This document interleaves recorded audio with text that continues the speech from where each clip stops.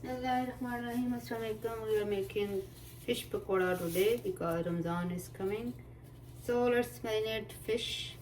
Also, I will tell you how to freeze it for Ramadan. So here is 1 pound of branzino fish. I made small pieces of this fish.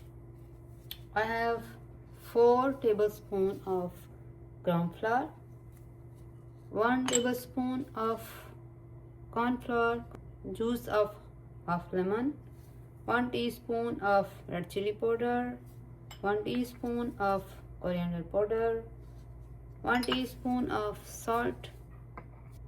This is carom seed powder, 1 teaspoon, dried fenugreek leaves, 1 tablespoon, half tablespoon of crushed pepper, half tablespoon of homemade garam masala powder, and half teaspoon of seed of coriander.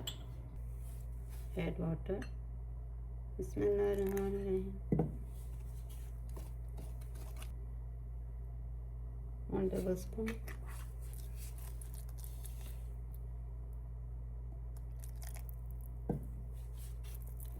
Now add this paste in the fish.